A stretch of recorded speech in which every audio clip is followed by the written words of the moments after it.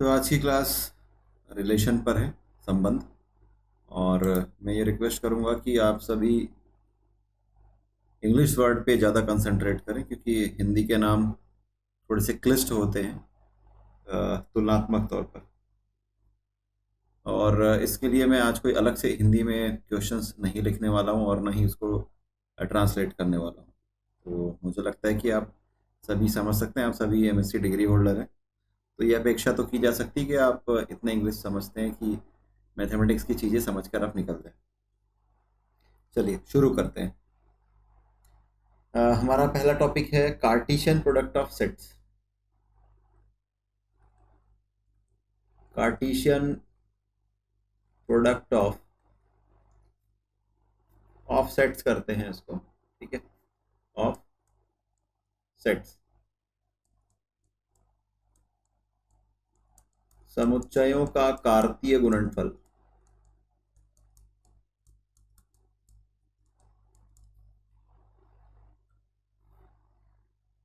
तो यहाँ पर सेट थ्योरी का जो कंसेप्ट है वो यहाँ पर काम आएगा पूरा का पूरा, ठीक है। और इसके लिए मैं डेफिनेशन पहले लिख रहा हूँ, फिर क्लियर कर दूंगा कि let A and B are two non empty sets, then the set of all ordered pairs होगा यहाँ पर a comma b such that a belongs to a and small b belongs to capital B is called Cartesian product of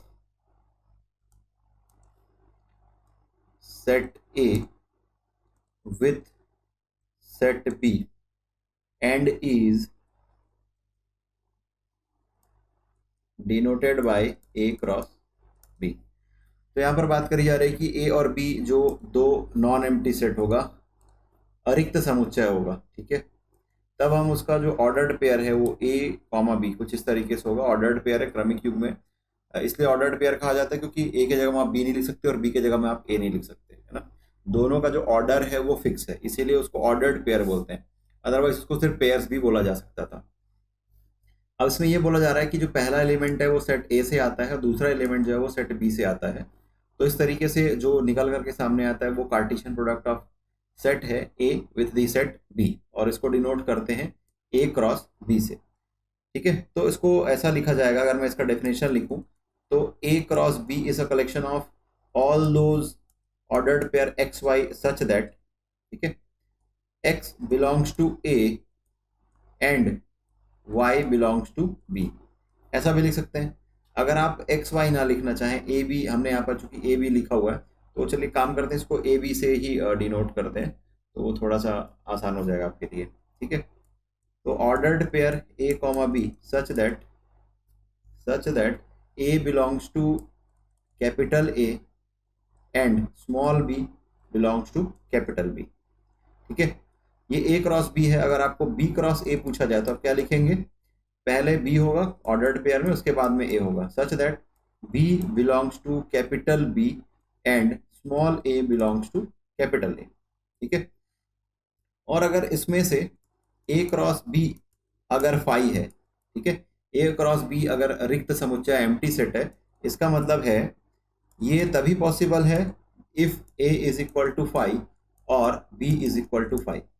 अगर कोई set A और B का अगर हम Cartesian product of two sets ले रहे हैं और अगर हमको फाई मिल रहा है, तो यह संभावना यही है कि या तो ए शून्य होगा या तो बी शून्य, ए एम्प्टी सेट होगा या बी एम्प्टी सेट होगा, कोई में दोनों में से कोई एक या दोनों के दोनों भी एम्प्टी सेट हो सकते हैं, ठीक है। अब इसका एक एग्जाम्पल लेकर के समझते हैं। अगर एग्जाम्पल के लिए मैं लूँ, if A is equal to 1 2 3, ठीक है, और एक दूसरा एलिमेंट ले लेता हूँ कैपिटल बी, आप इसको एक्स वाई ले लीजिए, ठीक है, समझने के लिए। तो ए एक सेट है, बी एक सेट है। ए की जो कार्डिनलिटी है ये 3 है, बी की जो कार्डिनलिटी है ये 2 है, ठीक है। तो ए क्रॉस बी की जो कार्डिनलिटी होगी, सिंपल दोनों को मल्टीप्लाई करेंगे, 3 और 2 6। आपको टोटल 6 ऑर्डर्ड पेयर मिलेंगे। कैसे? तो मैं इसको लिख रहा हूँ ए क्रॉस बी, है ना। ए क्रॉस बी जो है ये सेट्स ऑफ सेट होगा, sorry ordered pair of set होगा।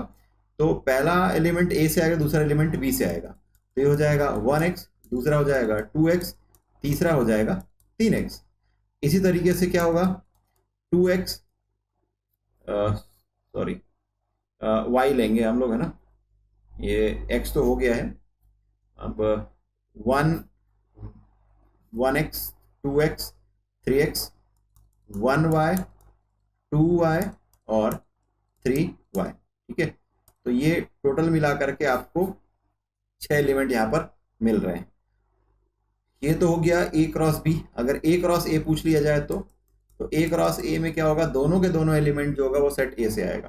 तो ऑर्डर्ड पेयर क्या बनेगा, 1 1 1 2 1 3, ठीक है। इसी तरीके से क्या मिलेगा, 2 1 2 2 और उसके बाद में 2 क्रॉस 2 3 मिल जाएगा, क्रॉस नहीं लिखना है यहाँ पे, 2 3 और इसके बाद में क्या मिलेगा, 3 1 3 2 और 3 3, ठीक है। तो ए में कितने एलिमेंट है, 3, तो ए क्रॉस ए में कितने एलिमेंट होंगे, 9, ठीक है। तो ये ए क्रॉस ए मिल गया।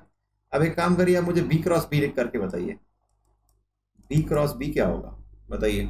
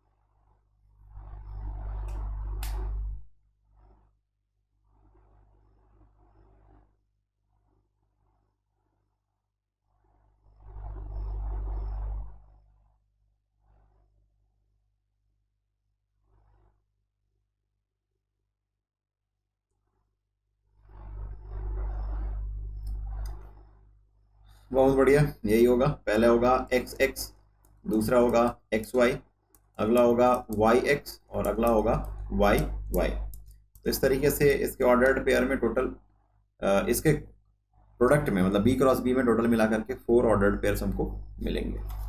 चलिए ठीक है, आप लोगों ने सही सॉल्व किया। अब आगे चलते हैं।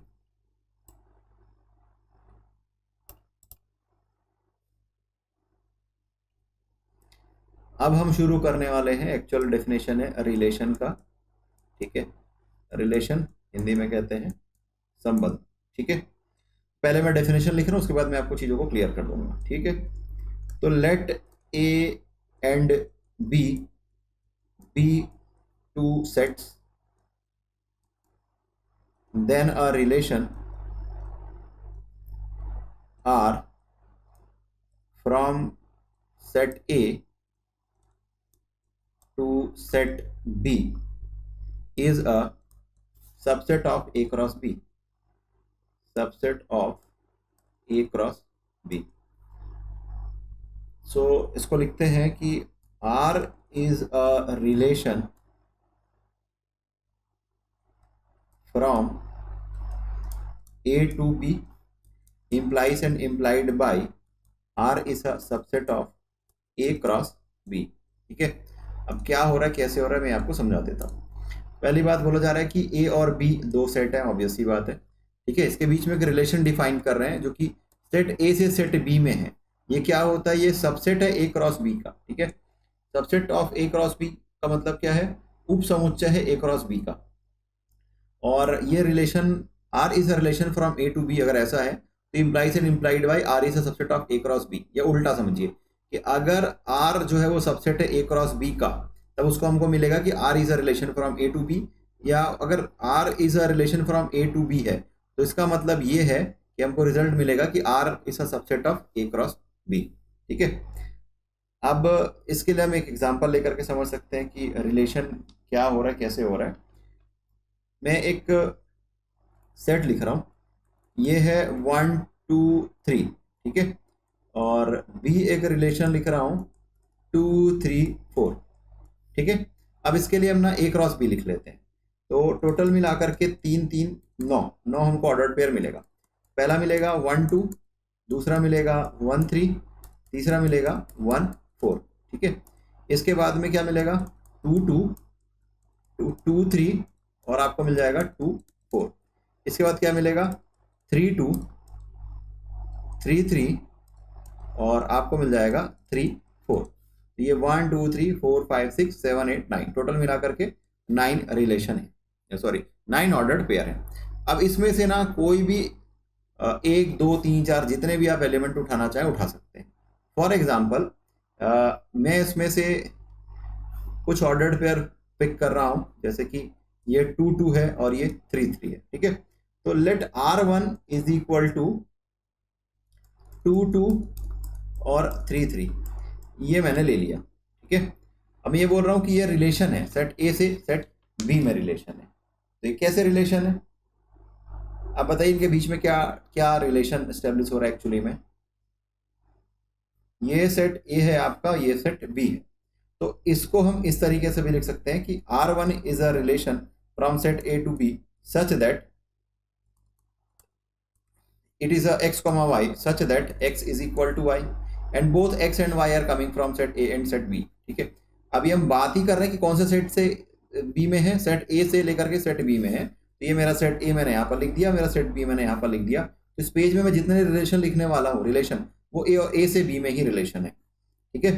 तो आप ये हमारा आपका रोस्टर फॉर्म हो गया और ये आपका सेट बिल्डर फॉर्म हो गया। देखिए, तो इस ऑर्डर्ड पेयर में जिसके फर्स्ट कोऑर्डिनेट और सेकंड कोऑर्डिनेट ऑर्डर्ड पेयर दोनों के दोनों एलिमेंट इक्वल हैं, उनको हम ले रहे हैं। तो ये आपका 2 2 हो गया और ये आपका 3 3 हो गया, ठीक है।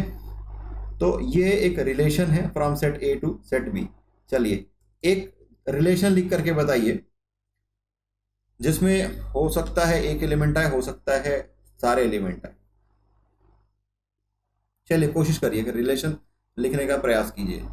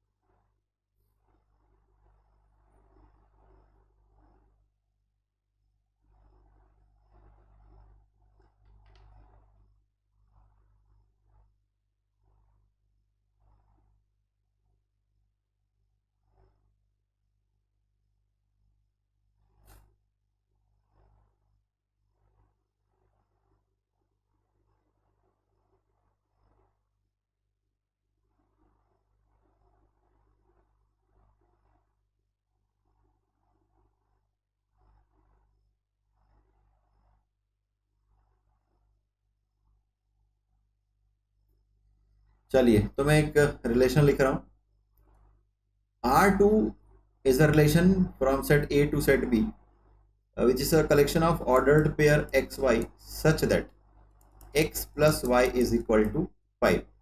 अब एक काम करिए, इसको आप रोस्टर फॉर्म में लिख करके बताइए।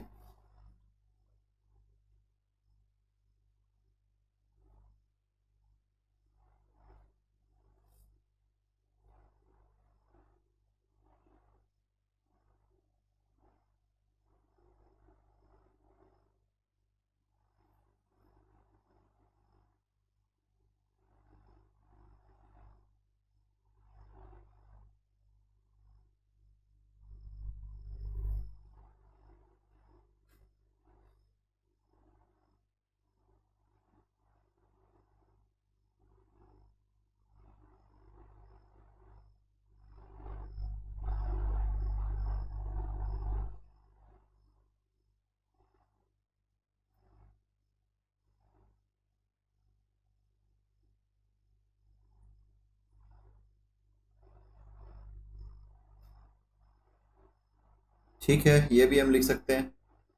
तो इस ऑर्डर्ड पेयर में 2 आएगा, 1 4, ये 1 + 4 5 हो जाएगा, और 3 2 2 3 ये दोनों आएगा, है ना। This is 2 3 3 2। इसके बाद और कोई एलिमेंट नहीं है। आपने जो लिखा है रिलेशन R3, इसको भी हम ऐसा लिख सकते हैं, सही लिखा है आपने। x is a collection of x, y such that x + 1 = y। चलिए बताइए, x + 1 = y, ये अगर आपको रिलेशन मिल रहा है तो इसके लिए आपका रोस्टर फॉर्म क्या होगा?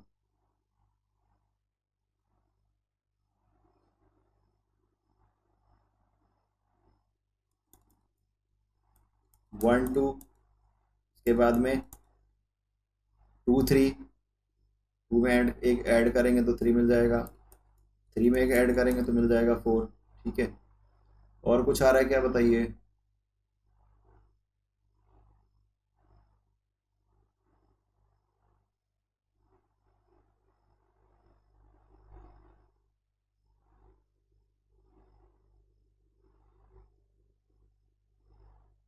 ठीक है, आपने भी सही लिखा है। It is a collection of x Y such that x is less than y. ठीक है, ये भी कर सकते हैं। चलिए ठीक है, तो मोटे तौर पे मैं मान के चल रहा हूँ कि आपको ये चीज़ें क्लियर हो गई है।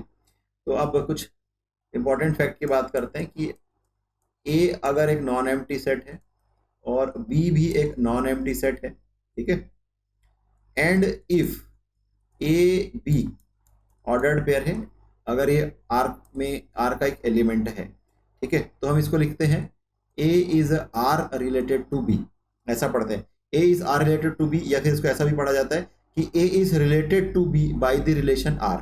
ठीक है, और अगर ये ए बी ऑर्डर्ड पेयर जो है वो आर में बिलोंग नहीं करता है तो इसको लिखा जाता है A is not R related to B. ठीक है,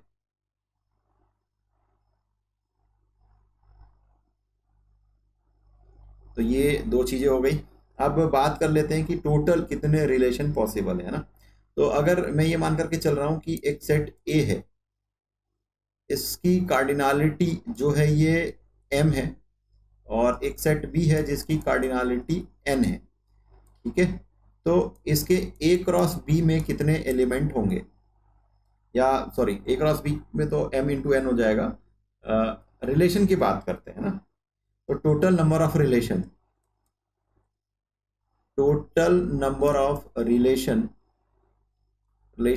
from A to B is 2 का पावर mn, ये याद रखिएगा। ठीक है, एक सेट की कार्डिनलिटी m है, दूसरे सेट की कार्डिनलिटी n है, तो total number of relations from set A to B ये होगा 2 का पावर mn। यहां तक क्लियर है क्या?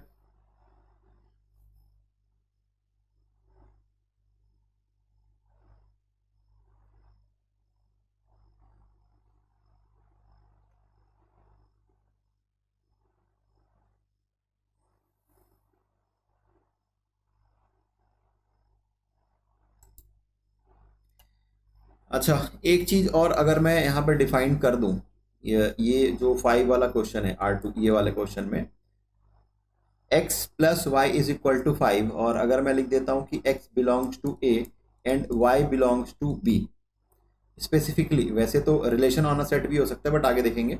तो यहाँ पर देखिए 1 और 4 तो आ जाएगा। 1 कहाँ से आ रहा है, सेट ए से आ रहा है, 4 जो है सेट बी से आ रहा है, ये 5 हो रहा है। 2 सेट ए से आ रहा है, 3 सेट बी से आ रहा है, ये भी ठीक है। 3 2 3 सेट ए से आ रहा है और 2 सेट बी से आ रहा है, ये भी ठीक है। इसके अलावा और कोई ऑर्डर्ड पेयर मिल रहा है क्या आपको? 4 1 तो नहीं है, तो यहाँ पर हमने जो रिलेशन लिखा है ये भी करेक्ट है। तो ऑर्डर्ड पेयर जो भी हो रहा है, आगे आपको एक बार क्रॉस चेक करने की ज़रूरत है, चेक करके देख लीजिएगा कि हर बार क्वेश्चन को सॉल्व करना नहीं होता है। ठीक है, रिवर्स करके भी हम क्रॉस चेक कर सकते हैं कि कौन सा ऑप्शन सही हो रहा है, कौन सा ऑप्शन सही नहीं हो रहा है। चलिए अब डेफिनेशन देखते हैं डोमेन की। ठीक है, डोमेन देखेंगे फिर अपन रेंज देखेंगे। अच्छा बताइए, डोमेन को हिंदी में क्या बोलते हैं, बताइए।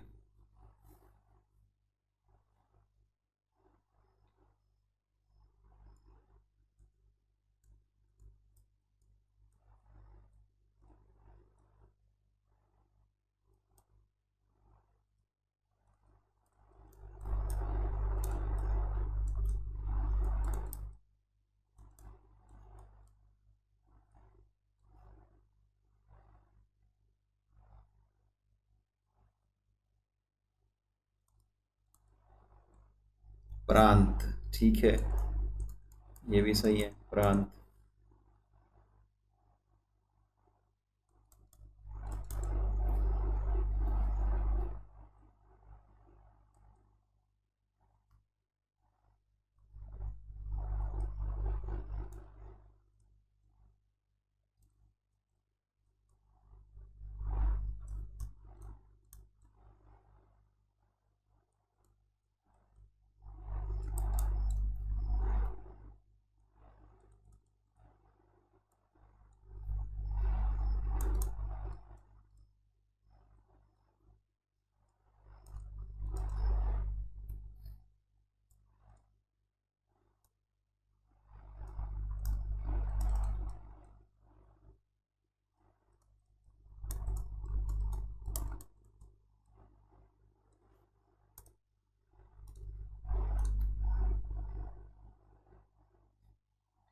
चलिए अब इसका डेफिनेशन देखते हैं, डोमेन या फिर प्रांत।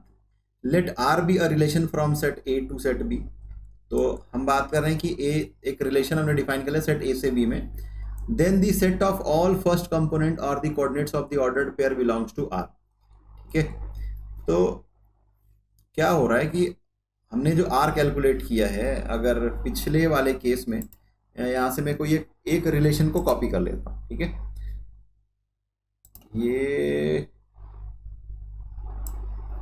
वाला रिलेशन हम कॉपी कर रहे हैं, लास्ट रिलेशन।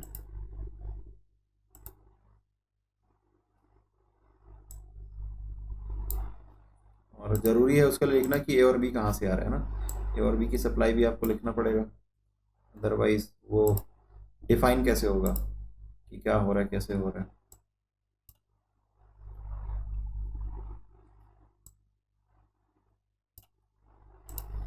ठीक है, तो ये हमने सेट लिख लिया, हमारा एक रिलेशन दिया, सेट ए सेट बी दिया हुआ, ये रिलेशन है। क्या बोला गया है कि आर जो है वो रिलेशन है सेट ए से बी में, और फर्स्ट कंपोनेंट का कलेक्शन। तो यहाँ पर फर्स्ट कंपोनेंट क्या है, ये 1, ये 2 और ये 3।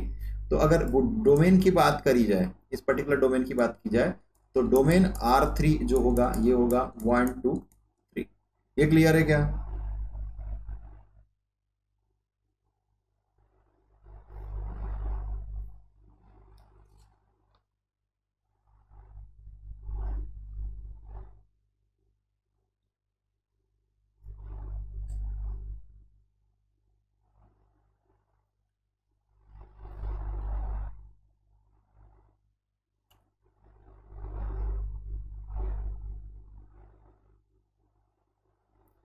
चलिए आगे बढ़ते हैं। अब मैं एक और सेट लेकर के चल रहा हूँ। सेट ए है 1 3 5 7। ठीक है, सेट बी है 2 4 6 8 10, और इसके लिए रिलेशन आर है 1 8, ऑर्डर्ड पेयर है। दूसरा ऑर्डर्ड पेयर है 3 6, तीसरा ऑर्डर्ड पेयर है 5 2, चौथा ऑर्डर्ड पेयर है 1 4। ठीक है, ये रिलेशन है सेट ए से बी में 1 8 3 6 5 2 1 4। अब इसका डोमेन बताइए, डोमेन ऑफ आर।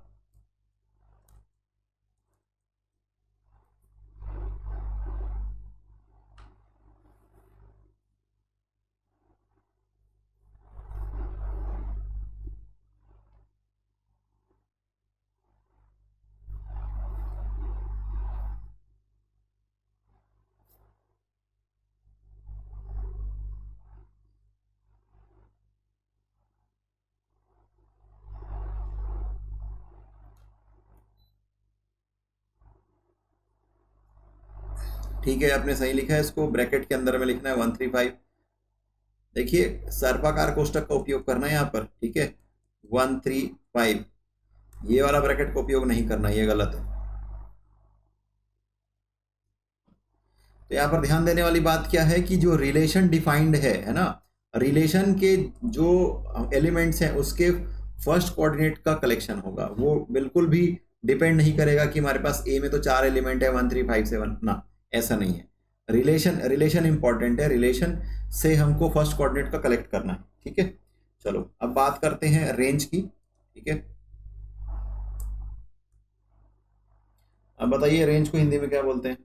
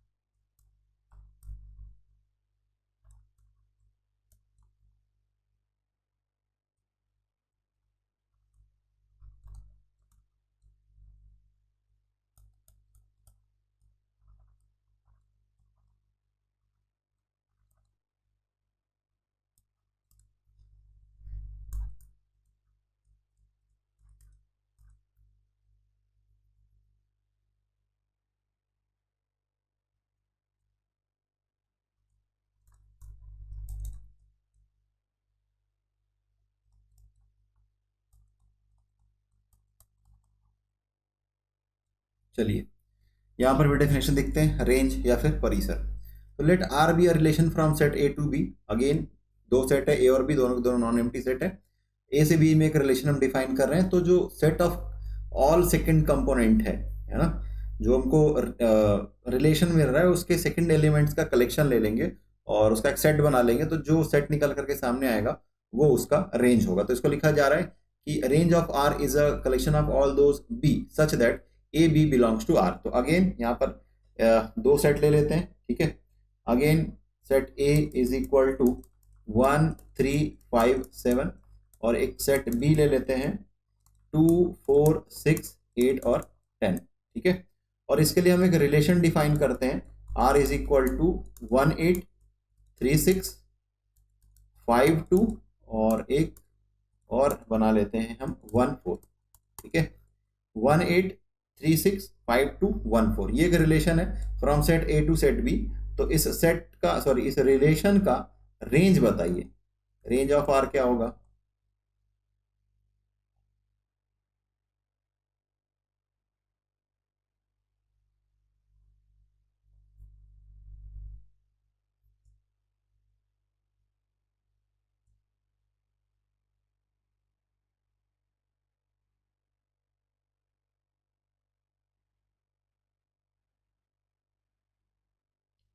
बहुत बढ़िया, ये रेंज होगा 8 6 2 और 4, ठीक है। चलिए यहाँ तक आपको क्लियर है, रेंज भी समझ आ गया, ठीक है। अब बात करते हैं रिलेशन ऑन अ सेट, है ना, रिलेशन ऑन अ सेट, एक समुच्चय पर संबंध, ऐसा इसका हिंदी नाम होगा। तो जनरली हम बात करते हैं कि दो सेट की, है ना, set A to set B ऐसा रिलेशन की बात करते हैं, तो वहां पर दो अलग अलग सेट ना होकर के अगर एक ही सेट हो जाता है और वहां पर जो रिलेशन निकल करके सामने आता है तो उसको रिलेशन ऑन अ सेट बोलते हैं, ठीक है। तो इसको डेफिनेशन लिखने से आपको क्लियर हो जाएगा कि let A B a non empty set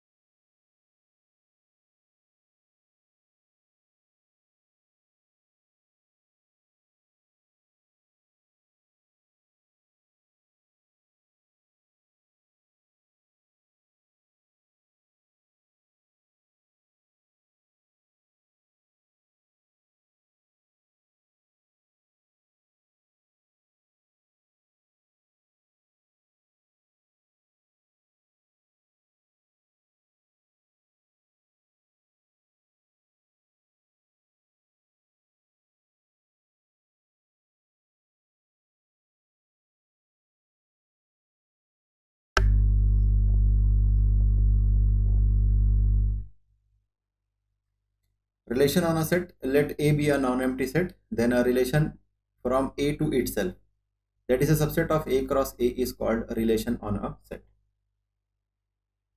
ठीक है।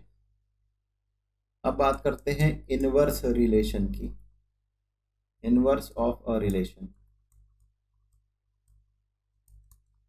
ठीक है। So let A B be two sets and let R be a relation from set A to set B, then the inverse of R, ठीक है, denoted by R inverse, R का power -1 हम ऐसा लिखते हैं, is a relation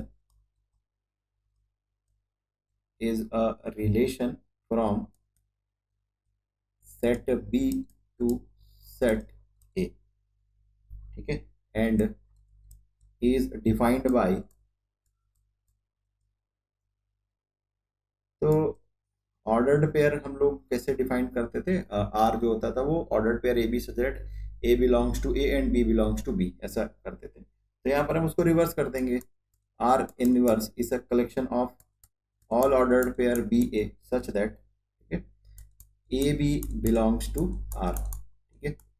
यहाँ पर important बात क्या है कि जो रिलेशन है वो ए से बी में रिलेशन होना चाहिए, ठीक है, तब हम उसका इनवर्स बनाएंगे। यहाँ पे लिखा हुआ let A and B are two are set then R be R relation from set A to set B then the inverse of that relation R is denoted by R inverse. और ये कहाँ से कहाँ होगा, set B से set A में relation होगा।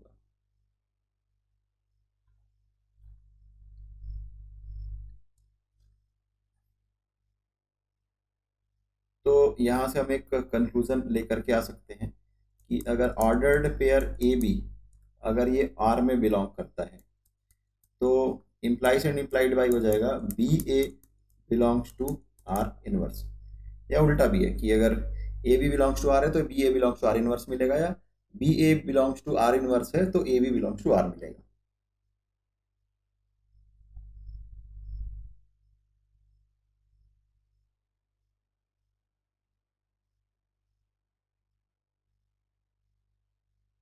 अब इसके बाद एक इंपॉर्टेंट रिजल्ट लिख रहा हूँ और आप बताएंगे कि आपको समझ आया कि नहीं आया, ठीक है। Domain of R is equal to range of R inverse and range of R is equal to domain of R inverse। बताइए ये क्लियर है क्या?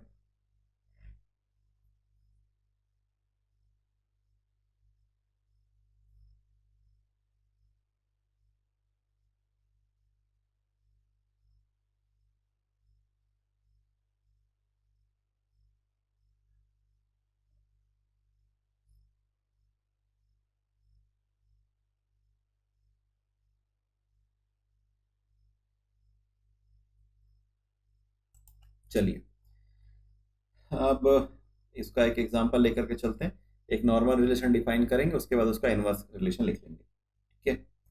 तो a is equal to suppose 1 2 3 है ना, और एक दूसरा सेट में लेके चल रहा हूँ, कैपिटल बी जो है ए बी सी डी, ये 4 एलिमेंट है। और ए से बी में एक रिलेशन मैंने डिफाइन किया है कि ये है 1 ए, दूसरा है 1 सी, तीसरा है 2 डी और चौथा है 2 सी। ये एक रिलेशन है, ठीक है, ए से बी में। तो मुझे बताइए कि आर इनवर्स क्या होगा।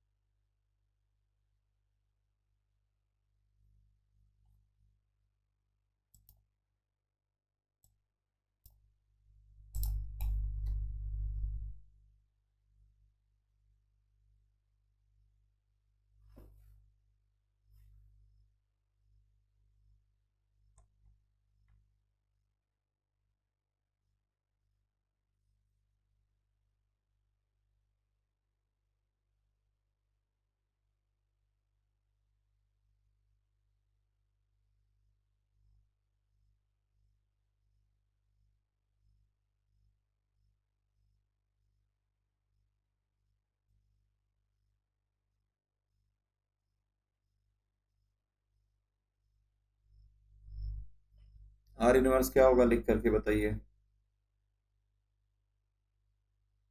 बहुत बढ़िया, सही लिखा है आपने। ये हो जाएगा A1 C1 D2 और C2। ऑर्डर्ड पेयर में एलिमेंट्स को स्वैप कर देना है, ठीक है, फर्स्ट को सेकेंड से, तो आपको जो मिल जाएगा वो आपको आर इनवर्स मिल जाएगा। ठीक है, यहाँ तक क्लियर है। अब आगे चलते हैं, एक दो प्रश्न और सरल करके देखते हैं। थोड़ा सा आपको ब्रेनस्टॉर्मिंग करना पड़ेगा तभी क्वेश्चन बनेगा। Let R is equal to A, it is a collection of ordered pair a cube such that a is a prime number, ठीक है, prime number less than 5, then find the range of r। चलिए ये question number 1 है, इसको solve करिए। ये अगर solve हो जाएगा तो अपन क्वेश्चन नंबर 2 में चलिएगा कि if R is equal to the collection of ordered pair x Y such that x plus 2y is equal to 8 in n, then write the range of R.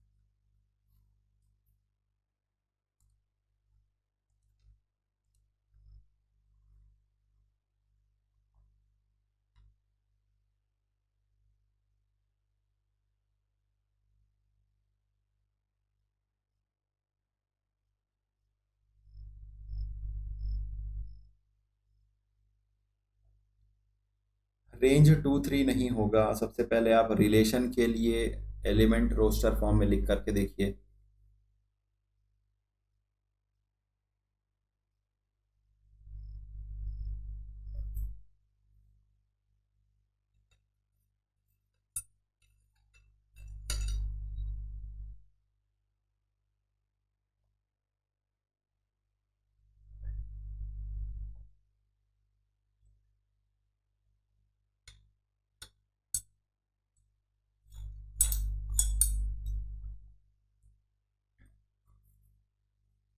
827 इसका correct answer है।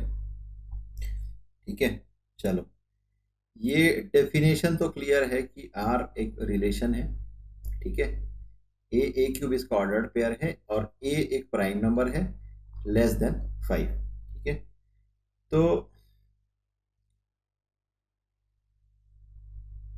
अब जब आप solve करेंगे तो r is equal to आपको मिल जाएगा 2 8, 1 तो नहीं रखेंगे। ठीक है, 2 रखेंगे तो 2 का क्यूब मिल जाएगा 8, 3 रखेंगे तो 3 का क्यूब आपको मिल जाएगा 27। ठीक है, और इसके बाद तो 4 इवन नंबर हो जाएगा, प्राइम नंबर नहीं रहेगा, लेस देन 5 बोला गया।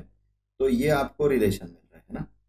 अब इसका रिलेशन का आपको रेंज लिखना है, रेंज ऑफ आर। तो यहाँ पे दो ही एलिमेंट है, 8 और 27। चलिए, बहुत बढ़िया। सेकंड क्वेश्चन सॉल्व करिए।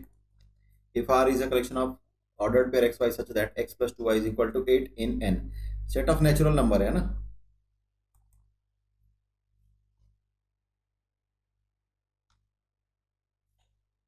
देन रेंज फाइंड करना है आर का।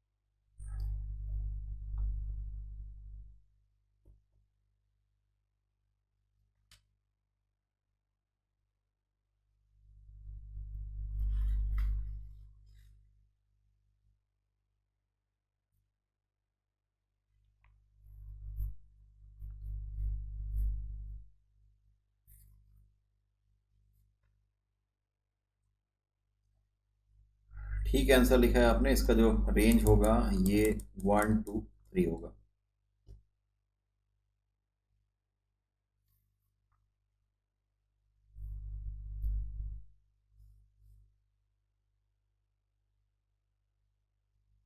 चलिए देखते हैं। क्या यहाँ पर एक्स वाई एक ऑर्डर्ड पेयर है, तो इसको हम लिखते हैं x is R related to y, है ना। और इसमें क्या रिलेशन है कि एक्स वाई जो है वो नेचुरल नंबर का एलिमेंट है, साथ में एक्स प्लस 2y करने से आपको 8 मिलता है। अब अलग अलग वैल्यू पुट करके देखेंगे, है ना। When x is equal to 1 put करेंगे तो यहाँ से आपको y इक्वल टू क्या मिल जाएगा, देखिए ये x प्लस 2y है, तो 2y is equal to 8 minus x, तो y is equal to 8 minus x upon 2। x is equal to 1 रखेंगे तो मिल जाएगा आपको 8 माइनस 1 करेंगे तो आपको मिल जाएगा 7/2, है ना।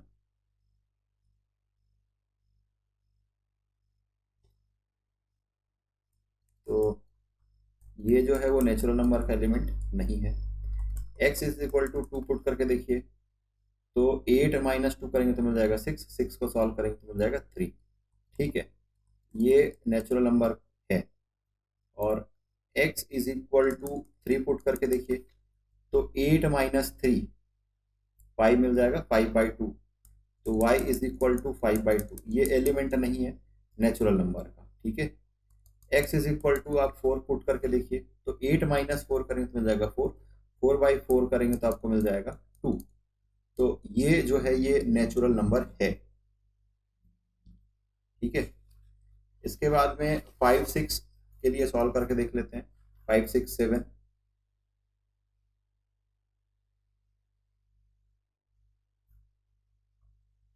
x is equal to 5 put करिए, तो 8 माइनस 5 करेंगे तो मिल जाएगा 3, तो ये आपको मिल जाएगा 3/2। अगेन ये एलिमेंट नहीं है नेचुरल नंबर का, है ना।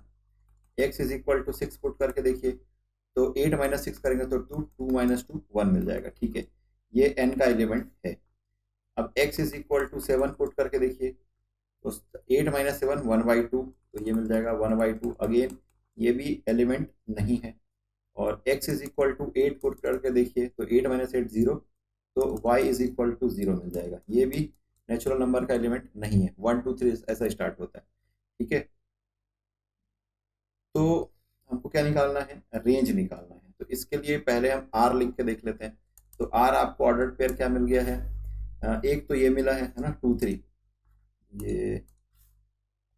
ये मिला है आपको 2 3, ऑर्डर पेयर 2 3, जहां पर n है, और दूसरा 4 2, ये आप लिखेंगे 4, 2, और बिलोंग्स टू n कहाँ पर है, ये 6 6 1, है ना, ये 6 1, और इन दोनों में तो नहीं मिला है 6, 1।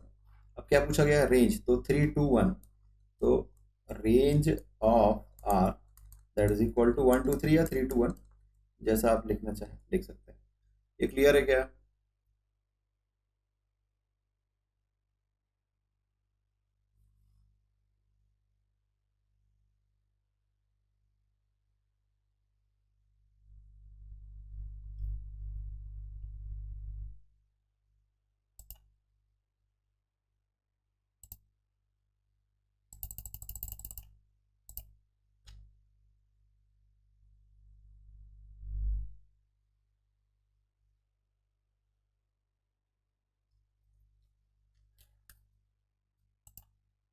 चलिए अब टाइप्स ऑफ रिलेशन स्टार्ट कर रहे हैं हम लोग।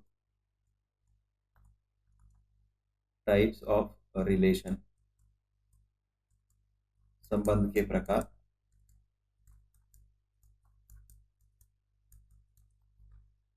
ठीक है, तो पहला हमारा जो रिलेशन हम डिफाइन करने वाले हैं ये है void relation.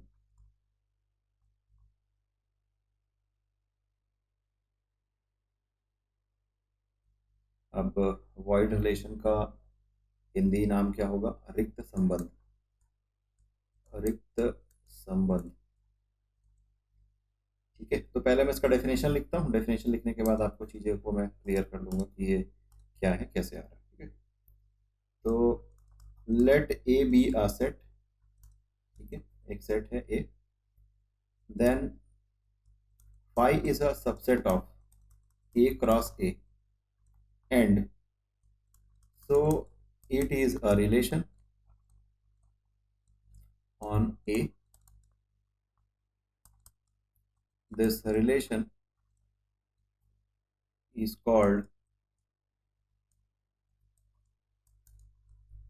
void or empty relation on set ए। ठीक है, तो इसके लिए मैं एक एग्जांपल लिख देता हूँ, इससे चीज़ें आपको थोड़ी सी क्लियर हो जाएगी कि एक सेट है ए, ये है 1 2 3 4 5 है ना, और एक ही सेट के बारे में बात करें, ध्यान दीजिए यहाँ पर। Let A B a set, then 5 is a subset of A cross A, and so it is a relation on set A, this is a called void or empty relation. यहाँ पर क्या होना चाहिए 1 2 3 4 5, ये हमने ए ले लिया है और इसमें हम एक रिलेशन डिफाइन कर रहे हैं आर, है ना, इसमें हम एक रिलेशन डिफाइन कर रहे हैं आर। ये collection of ordered pair A B such that A minus B is equal to 12। तो बताइए, रोस्टर फॉर्म में लिख करके बताइए कि आर आपको क्या क्या मिलेगा।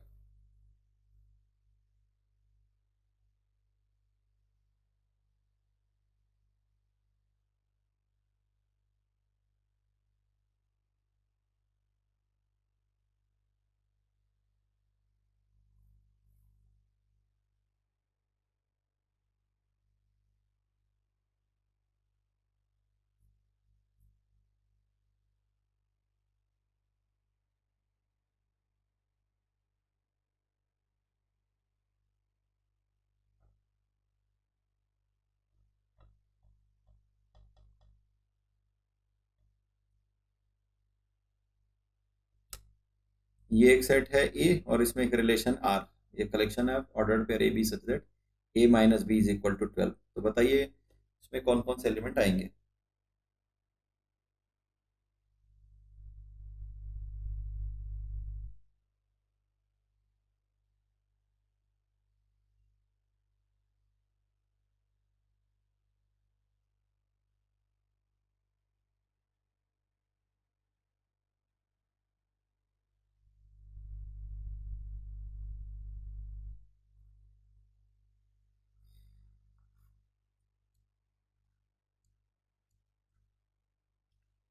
तो यहाँ पर आप देखते हैं कि a minus B is not equal to 12 होगा, क्योंकि 1 2 3 4 5 है, किसी भी दो नंबर का अगर आप डिफरेंस लेंगे तो आपको 12 तो मिलेगा ही नहीं, है ना। तो इसका मतलब क्या है कि ordered pair A B does not belongs to R है ना।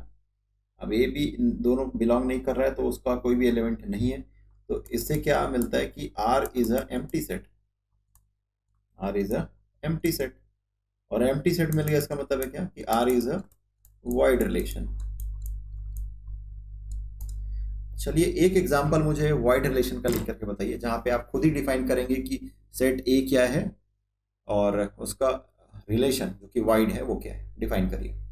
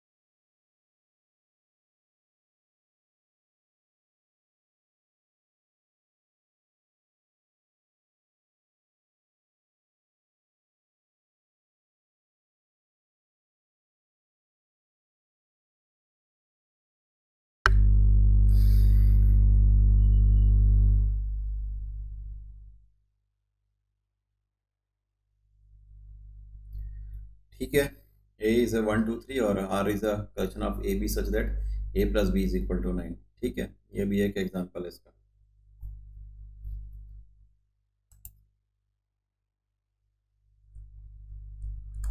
अब बात करते हैं यूनिवर्सल रिलेशन की। यूनिवर्सल रिलेशन, सार्वत्रिक संबंध।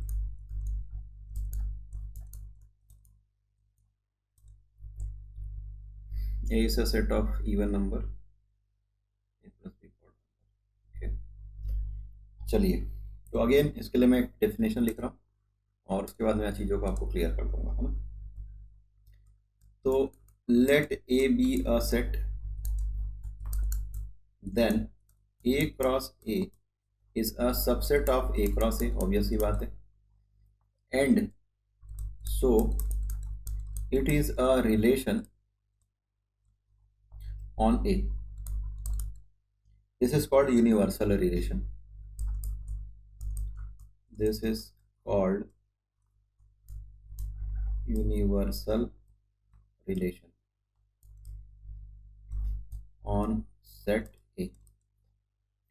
ठीक है, तो एक सेट ले रहा हूं मैं, A इज इक्वल टू 1 2 3 4 5 6, है ना। और मुझे इसमें आप एक ऐसा रिलेशन डिफाइन करके बताइए जिसमें ए क्रॉस ए के सारे एलिमेंट कंटेन होने चाहिए।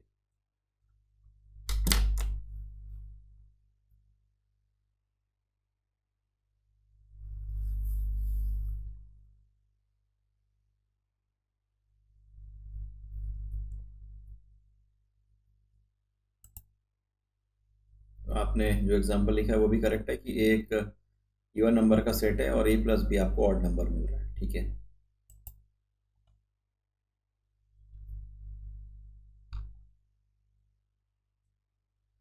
तो यूनिवर्सल रिलेशन के लिए एक एग्जांपल लिख करके बताइए। मैंने सेट ए डिफाइन कर दिया 1 2 3 4 5 6।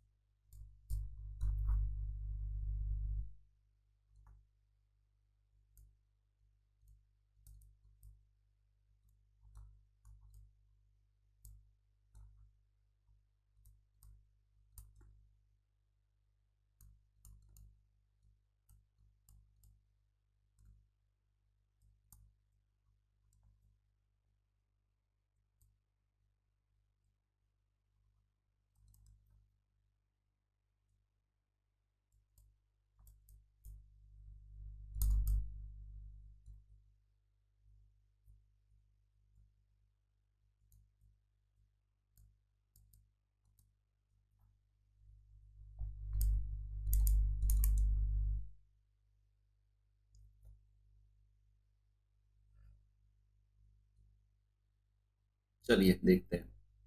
ए 1 2 3 4 5 6 है, ठीक है। क्रॉस प्रोडक्ट लेंगे, Cartesian product of two sets, total 36 elements मिलेंगे, है ना।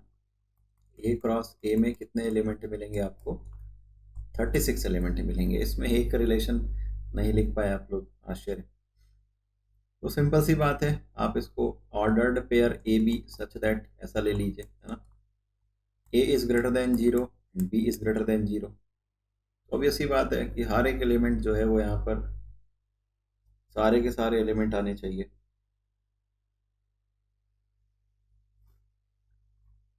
ठीक है, अगर मैं इसको R1 लिखता हूँ, इसी को मैं दूसरे तरीके से भी लिख सकता हूँ। R2 is a collection of ordered pair A B such that, है ना। या इसको आप ऐसा भी लिख सकते हैं, A B belongs to R such that this is A minus B, इसका जो मॉड है ये ऑलवेज ग्रेटर देन और इक्वल टू 0 है।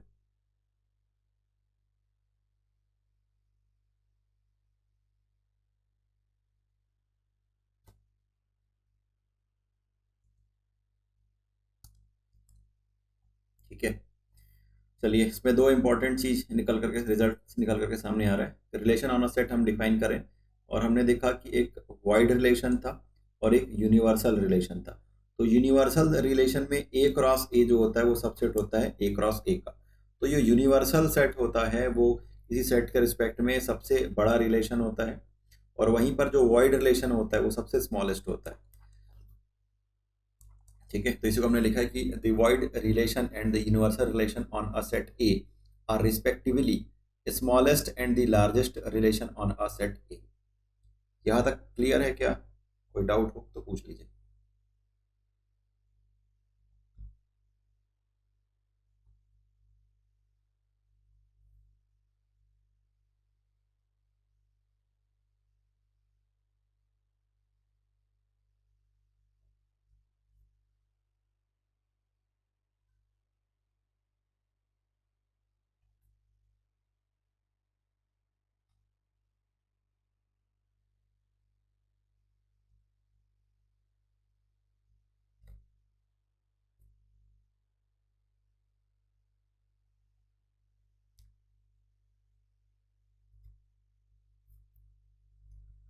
लगता है सब ऊपर से जा रहा है।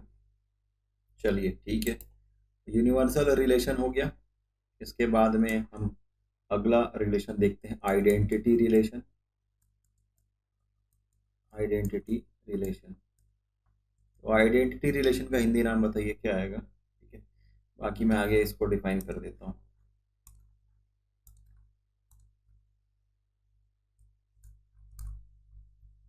Late A B a set,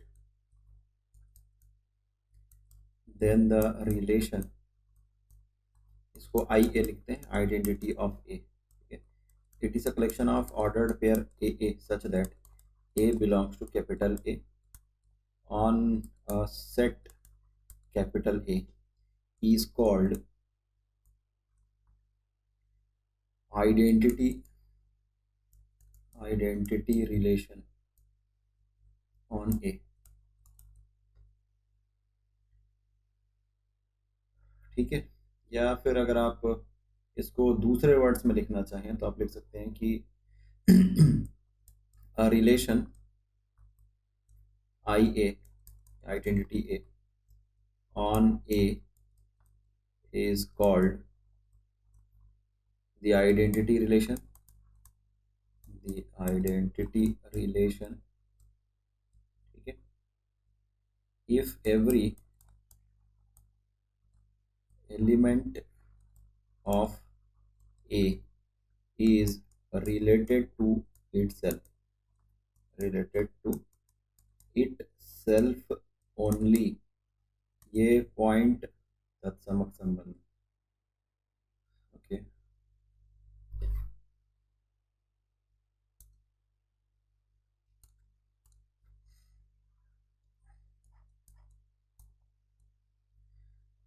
देखिए तो यहाँ पर एक सेट ए है, उसमें हम एक रिलेशन डिफाइन कर रहे हैं। कैसा है? आइडेंटिटी जिस सेट पर डिफाइन कर रहे हैं उसका नाम यहाँ पर आएगा आई ए, तो सेट ए पर हम डिफाइन कर रहे हैं। ठीक है, और ये एक ऑर्डर्ड पेयर होगा A such that A belongs to A. तो ये जो रिलेशन हमको निकाल करके मिल जाएगा, सामने आएगा, वो आइडेंटिटी रिलेशन है। ठीक है। फॉर एग्जाम्पल अगर मैं एक सेट ए लेता हूं और ये है 1 2 3, ठीक है, तो इसके लिए अगर मुझे आइडेंटिटी ऑफ ए लिखना होगा तो मैं लिखूंगा 1 1, दूसरा लिखूंगा 2 2 और तीसरा लिखूंगा 3 3। ठीक है। इसके बाद अगर कोई भी और एक एलिमेंट में लिख देता हूँ तो वो आइडेंटिटी रिलेशन नहीं रह जाएगा। यहाँ पर क्या लिखा गया है देखिए, a relation identity A on A is called identity relation if every element of A is related to itself only. ये वर्ड इंपॉर्टेंट है, ओनली। ठीक है।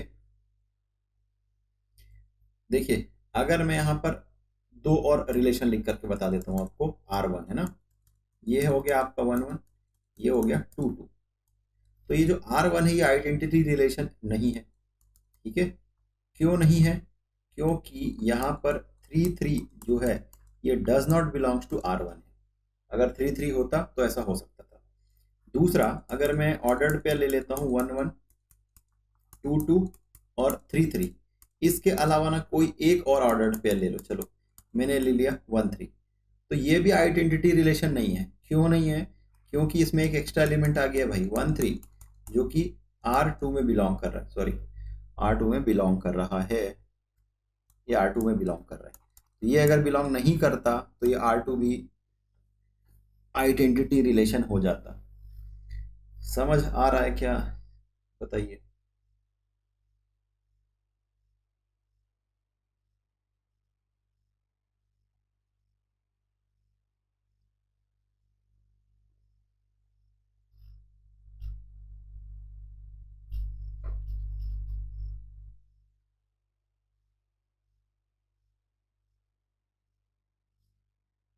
चलिए अब आगे चलते हैं, चौथा रिलेशन देखते हैं, रिफ्लेक्सिव रिलेशन।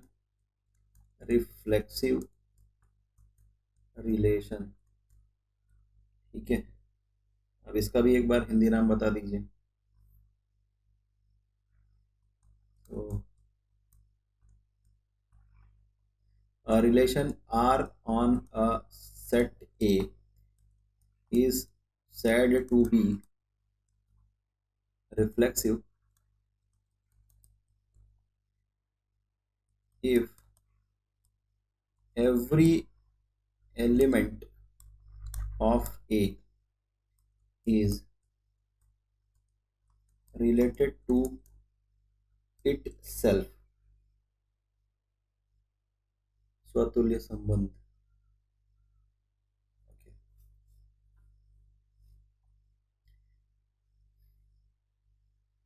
तो इसको हम लिख सकते हैं कि thus R is reflexive implies and implied by A ordered pair जो है belongs to R for all A belongs to A। ठीक है।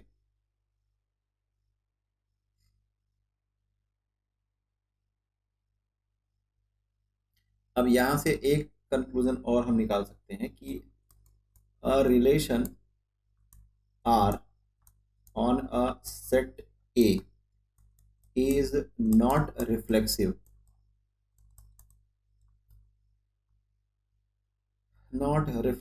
if there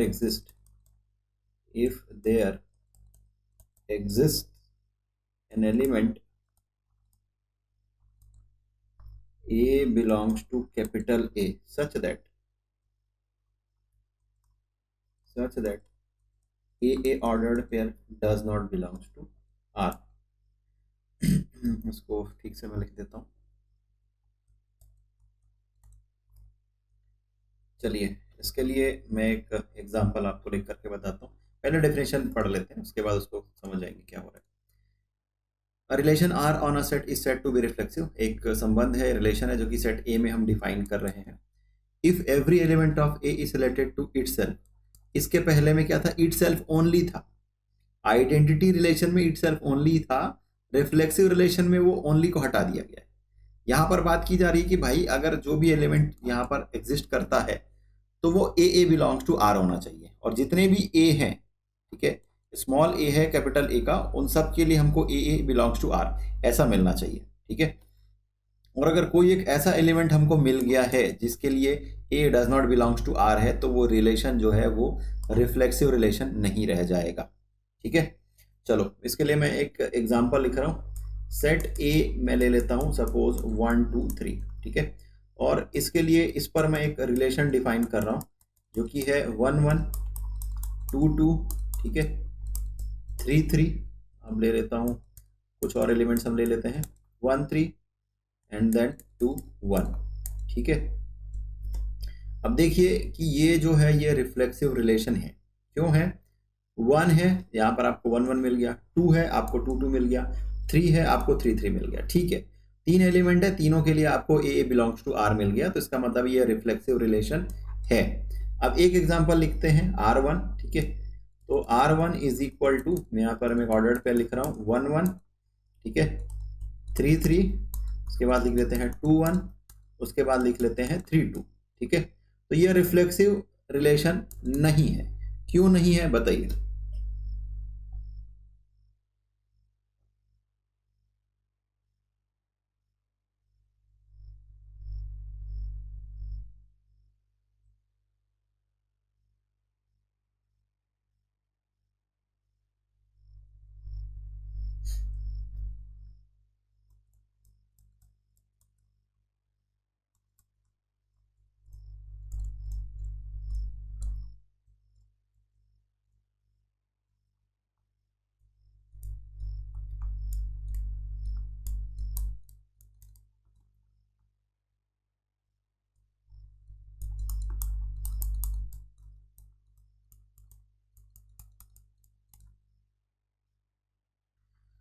बहुत बढ़िया, क्योंकि 2 2 जो है वो R1 में बिलोंग नहीं कर रहा है, इसीलिए R1 जो है वो रिफ्लेक्सिव रिलेशन नहीं है।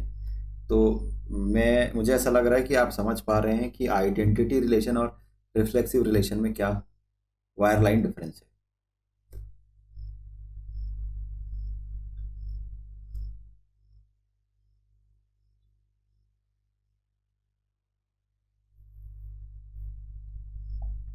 अब यहाँ पर मैंने एक नोट लिखा है कि the universal relation on a non void set A is reflexive. Obvious ही बात है, यूनिवर्सल है, इसका मतलब है कि ए क्रॉस ए के सारे एलिमेंट को लेकर के बनाया जाएगा, और ए क्रॉस ए के एलिमेंट्स जो होंगे उसमें आपको ए बिलोंग्स टू आर ये आपको मिल ही जाएगा, सभी जो small A belongs to capital A के लिए, ठीक है।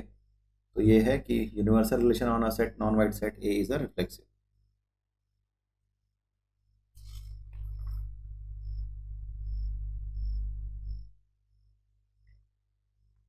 चलिए एक काम और करिए,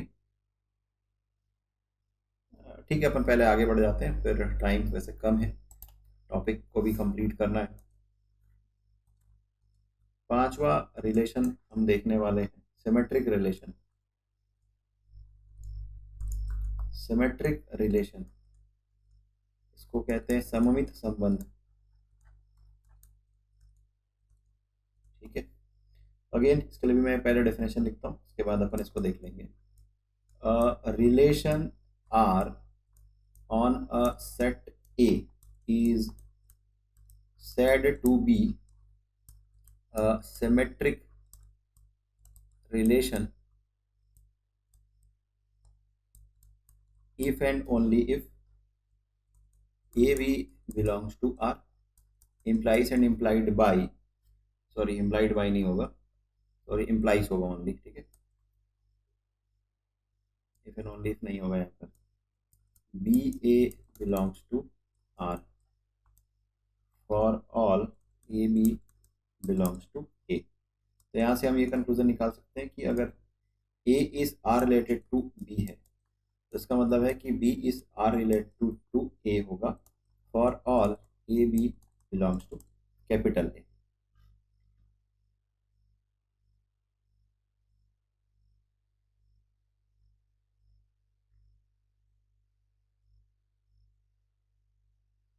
चलिए तो पहले इसको समझते हैं, फिर एक एग्जांपल के माध्यम से इसको समझने का प्रयास करेंगे। A relation on a set A, एक सेट पर हम इसको डिफाइन कर रहे हैं, said to be symmetric if and only if, अगर A B belongs to R है तो उसको फर्स्ट और सेकंड एलिमेंट को स्वैप कर दो, बी ए, एक ऑर्डर्ड पेयर मिलेगा। ये भी अगर आर में बिलोंग करता है ना, तो वो जो रिलेशन होगा वो सिमेट्रिक रिलेशन होगा। तो इसके लिए मैं काम कर रहा हूँ, आपको एक सेट डिफाइन करके दे रहा हूँ, दिस इज 1 2 3 4, ठीक है। अब इसके बाद मैं इसमें एक रिलेशन डिफाइन कर रहा हूँ R1, ध्यान से देखिए। R1 है 1 3, ठीक है। दूसरा है 1 4, तीसरा है 3 1, चौथा है 2 2 और पांचवा है 4 1, ठीक है। 1 3 1 4 3 1 2 2 4 1। अब बताइए ये सिमेट्रिक रिलेशन है क्या?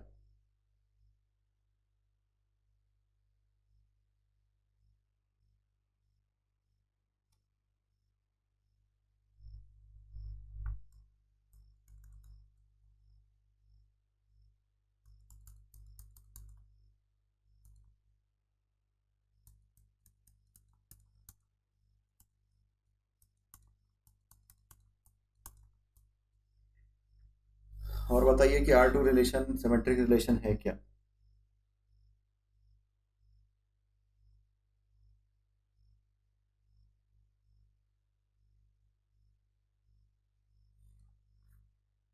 चलिए ठीक है, आप खुद ही क्रॉस चेक कर पाएंगे कि कौन सा सिमेट्रिक रिलेशन है, कौन सा नहीं है। क्या बोला गया है कि अगर A B belongs to R है तो B A belongs to R होना चाहिए, ठीक है।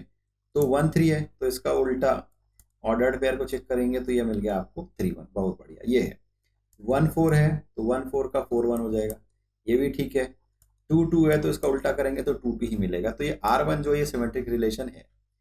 अब देखिए 1 1 सेल्फ है, 2 2 सेल्फ है, 3 3 सेल्फ है, 1 3 ये नहीं है। क्यों? इसका 3 1 जो है ये does not belongs to R2 है, ठीक है। 3 1 does not belongs to R2 है, इसलिए R2 जो है वो सिमेट्रिक रिलेशन नहीं है। क्लियर हो रहा है क्या, बताइए?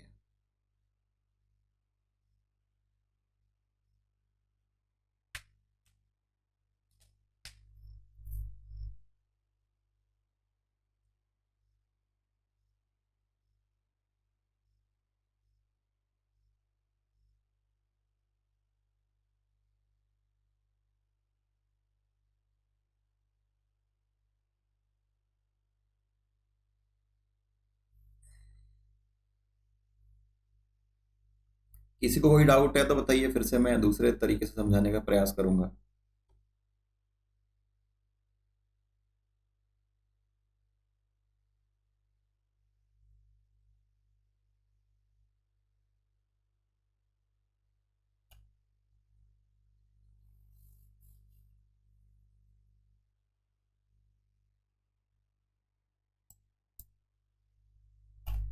चलिए अगला रिलेशन हम लेकर के चल रहे हैं ट्रांजिटिव, ट्रांजिटिव रिलेशन, ठीक है। इसको हिंदी में कहते हैं संक्रामक संबंध। तो अगेन इसके लिए एक डेफिनेशन लिख रहा हूं पहले मैं। Let A be any set, ठीक है। Relation R on set A is said to be a transitive relation, transitive relation if and only if AB belongs to R and BC belongs to R, ठीक है। that implies AC belongs to R for all ABC belongs to A होगा, R नहीं होगा, R तो relation होता है ना, तो ये होगा A, ठीक है। चलिए समझने का प्रयास करते हैं, आसान है। ट्रांजिटिव रिलेशन है, एक सेट है ए, इस पर हम इसको डिफाइन कर रहे हैं, और वो कैसा है कि अगर A B belongs to R है, B C belongs to R है, तो A C belongs to R होना चाहिए। देखिए क्या हो रहा है, अगर यहाँ पर पहला जो ऑर्डर्ड पेयर मिल रहा है इसका सेकेंड एलिमेंट दूसरा ऑर्डर्ड पेयर का जो फर्स्ट एलिमेंट है, मतलब ये दोनों के दोनों ऑर्डर्ड पेयर अगर आर में बिलोंग करते हैं तो बी और बी को हटा दीजिए तो क्या मिलेगा, ए सी के बीच में जो रिलेशन है ऑर्डर्ड पेयर ए सी, ये अगर आर में बिलोंग कर रहा है तो ये ट्रांजिटिव रिलेशन होगा।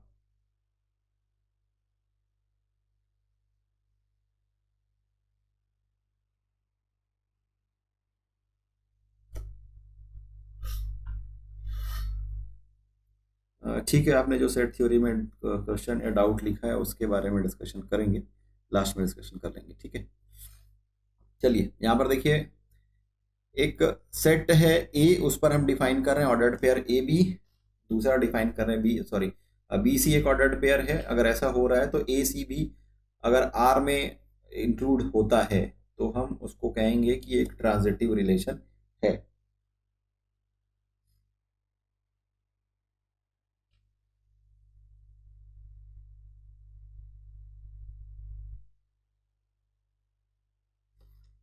चलिए एक एग्जाम्पल मैं लिख देता हूँ, चीज़ें आपको थोड़ी और क्लियर हो जाएगी। The relation R on the set, on the set N of all natural numbers, है ना, all natural numbers defined by x y belongs to R, ठीक है, implies and implied by x divides y for all x y belongs to n is transitive relation।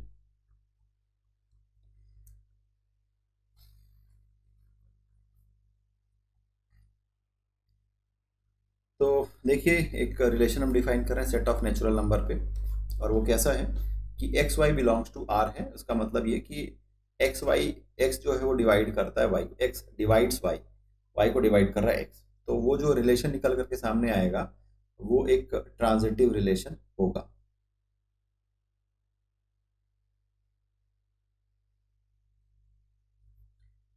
चलिए इसका एक example ये हो गया, एक दूसरा एग्जांपल लेकर के चलते हैं कि एक लाइन है जो कि दूसरे लाइन के पैरेलल है, L1 is parallel to L2 और दूसरा L2 जो पैरेलल है L3 के, तो यहाँ से L1 और L3 पैरेलल होगा, तो ये जो रिलेशन निकल करके सामने आ रहा है ये भी एक ट्रांजिटिव रिलेशन का एग्जाम्पल है, ठीक है। और हम थ्री डायमेंशनल स्पेस पे बात करते हैं ना कि एक्स एक्सिस जो होता है ये परपेंडिकुलर होता है वाई के, वाई एक्सिस जो होता है वो परपेंडिकुलर होता है जेड के, है ना। तो एक्स और जेड भी तो आपस में परपेंडिकुलर होते हैं थ्री डायमेंशनल स्पेस की अगर हम बात करें तो ये भी एक एग्जांपल है ट्रांजिटिव रिलेशन का। ये क्लियर है क्या?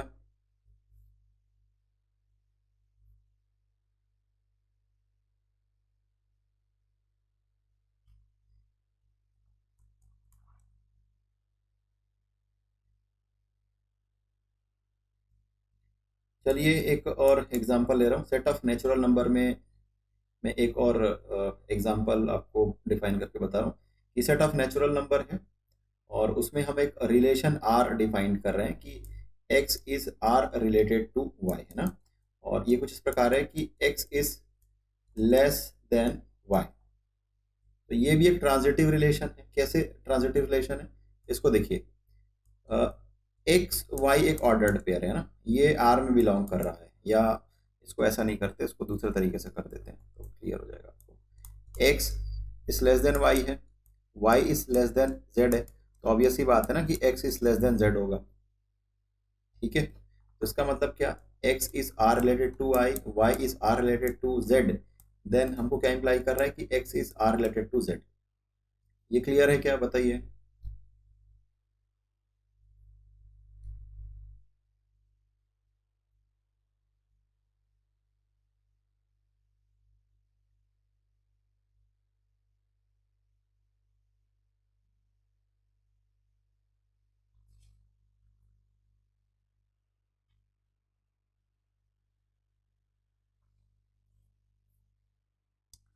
चलिए इसके बाद में अगला रिलेशन है, एक मिनट,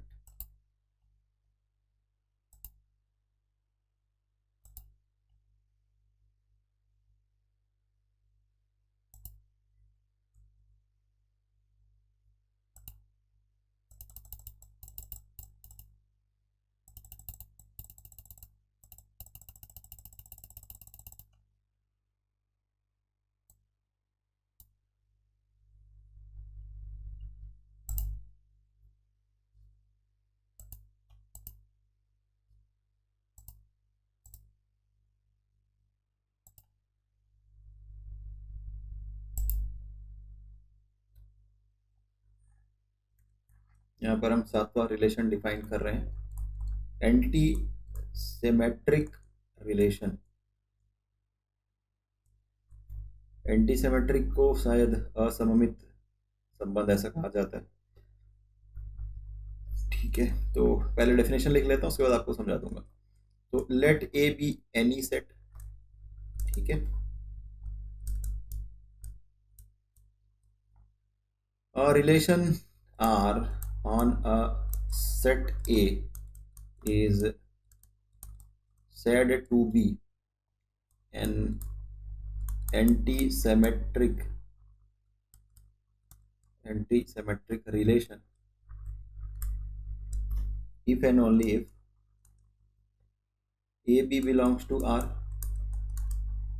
ठीक है, and BA belongs to R, implies A is equal to B for all AB belongs to A। ठीक है, तो चलिए क्या हो रहा है देखते हैं।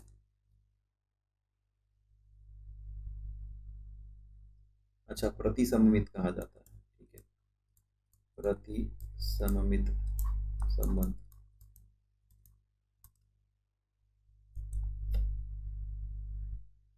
ओके, तो let A be any set, obviously बात है, ये जो कुछ भी हम डिफाइन कर रहे हैं रिलेशन ऑन अ सेट है, एक ही सेट पर सारा का सारा रिलेशन डिफाइन हो रहा है। तो एक सेट है, उस पर हम एक रिलेशन डिफाइन कर रहे हैं आर, वो जो है वो एंटी सिमेट्रिक होगा। कैसे होगा?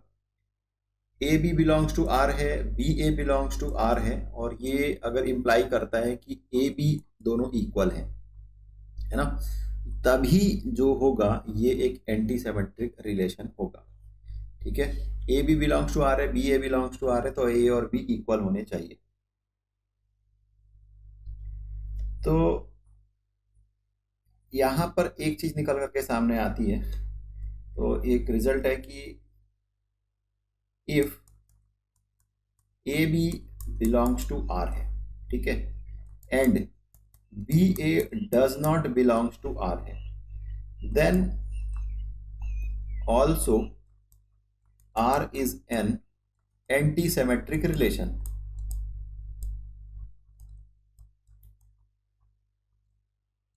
क्या बोला गया है कि A B belongs to R and अगर ये B A belongs does not belongs to R है तो वो खुद में एक एंटी सिमेट्रिक रिलेशन हो जाएगा। ये क्लियर हो रहा है क्या? A B belongs to R है, B A belongs to R, अगर ऐसा दोनों हो रहा है तब ए और बी बराबर होने चाहिए, है ना। लेकिन यहां पर अगर B A does not belongs to R हो गया तब भी आर जो होगा वो एक एंटी सिमेट्रिक रिलेशन होगा। बताइए समझ आ रहा है क्या?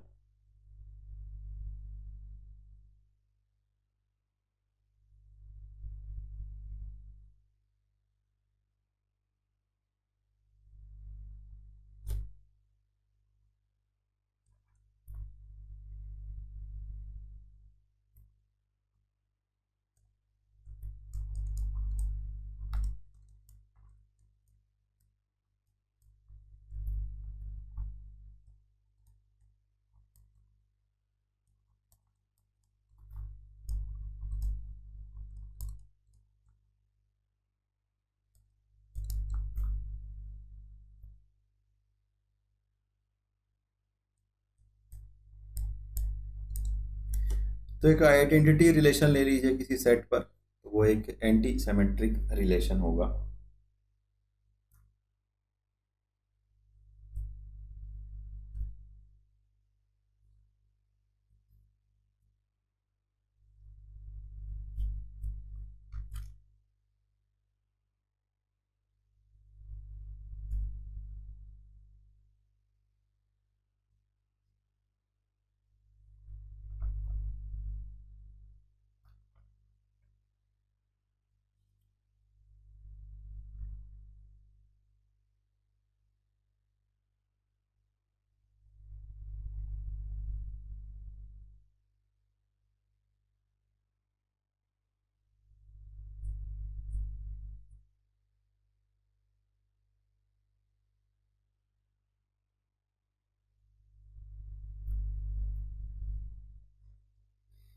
चलिए इसके लिए एक और एग्जांपल हम इस तरीके से ले सकते हैं कि द रिलेशन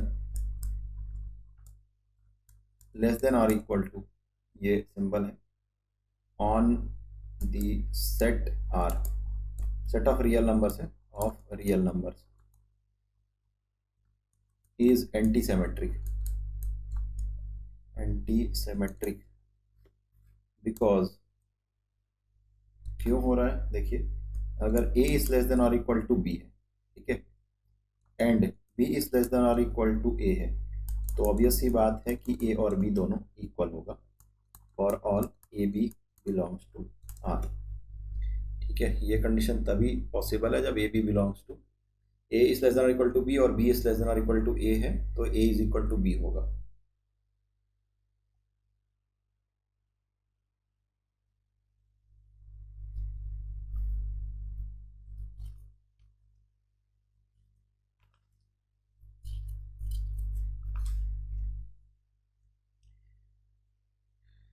क्लियर है क्या?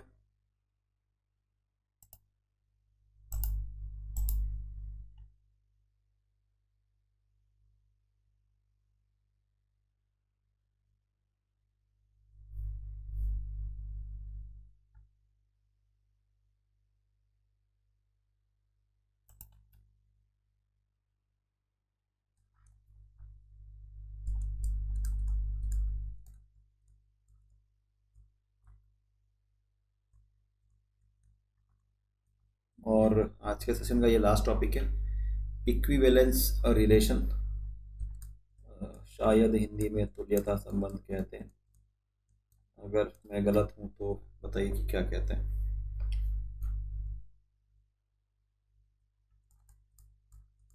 इसका again definition, a relation R on a set A is said to be an equivalence relation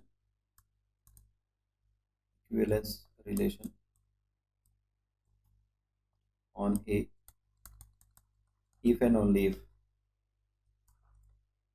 देखिए ये रिफ्लेक्सिव, सिमेट्री और ट्रांजिटिव अगर तीनों रिलेशन है, इसको मैं शॉर्ट में RST ऐसा याद रखता हूँ, अगर कोई रिलेशन है एक सेट पर, रिफ्लेक्सिव भी है, सिमेट्रिक भी है और ट्रांजिटिव भी है, तो वो इक्विवेलेंस रिलेशन हो जाता है, तुल्यता संबंध हो जाता है।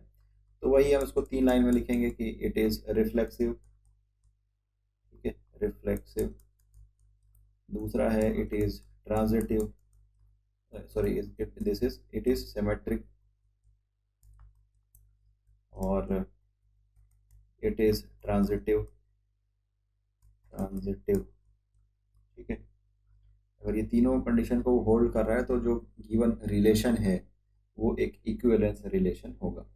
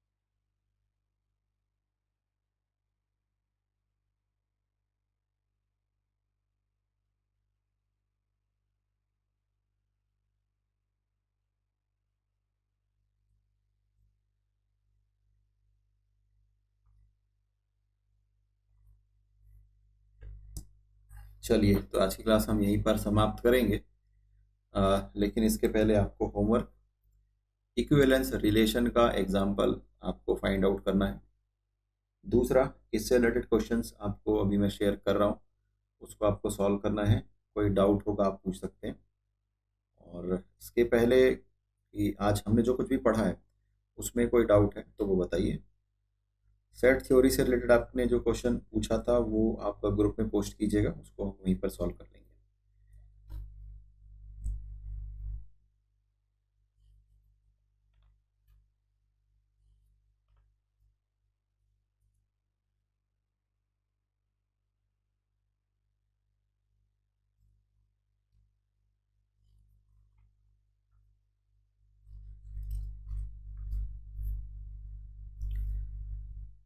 ठीक है, कोई डाउट हो तो आप पूछ सकते हैं, अदरवाइज आज का सेशन एंड करेंगे।